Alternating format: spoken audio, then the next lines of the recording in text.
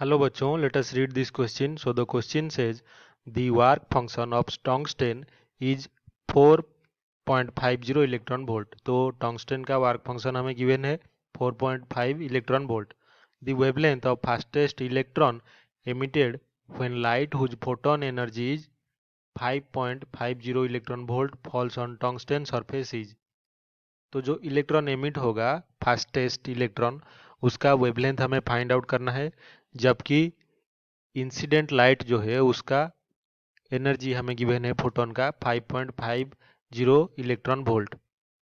तो क्या वो 12.27 आर्मस्ट्रॉन्ग होगा या फिर 0.286 आर्मस्ट्रॉन्ग या फिर 12,400 आर्मस्ट्रॉन्ग या फिर 1.227 आर्मस्ट्रॉन्ग। तो इस क्वेश्चन को सॉल्व करने के लिए हमारा जो की कॉन्सेप्ट है वो पहले जान लेते हैं। तो ये है हमारा equation of photoelectric effect.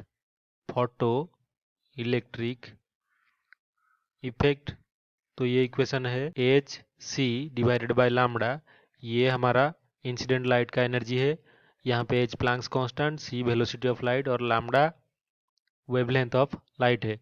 तो ये इज इक्वल्स टू होता है H C divided by lambda dash. Lambda dash यहाँ पे थ्रेशोल्ड वेवलेंथ है, प्लस काइनेटिक एनर्जी मैक्सिमम जो पॉसिबल है इलेक्ट्रॉन का। तो यहाँ पे हम लिख सकते हैं कि जो काइनेटिक एनर्जी मैक्सिमम होगा is equals to h c by lambda minus ये h c by lambda dash जो है हमारा वर्क फंक्शन होता है तो W। लेकिन हमें क्वेश्चन में गिवन है कि जो एच सी बाई लैम्बडा यानी कि energy of photon E is equals to कितना है 5.50 इलेक्ट्रॉन वोल्ट।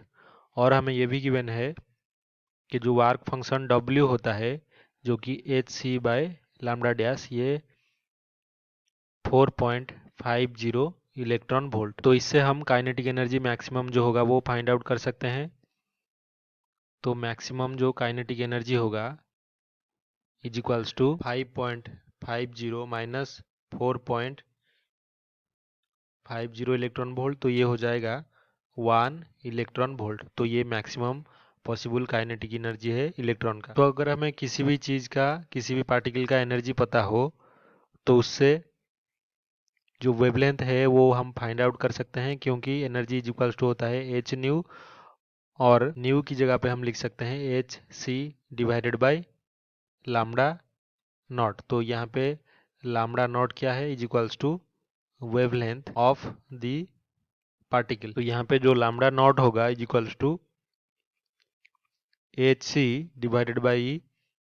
तो एच सी की वैल्यू हम पुट कर सकते हैं 12,400 electron volt divided by 1 electron volt, और ये होता है 12,400 इलेक्ट्रॉन वोल्ट इंटू आर्मस्ट्रॉन्ग। तो ये हो जाएगा 12,400 आर्मस्ट्रॉन्ग। तो हमारा जो फाइनल आंसर होगा वेवलेंथ ऑफ द पार्टिकल वो कितना होगा, यानी कि इलेक्ट्रॉन का 12,400 आर्मस्ट्रॉन्ग। पहला ऑप्शन गलत होगा, दूसरा भी गलत होगा, थर्ड ऑप्शन 12,400 ये सही होगा और फोर्थ ऑप्शन भी गलत होगा।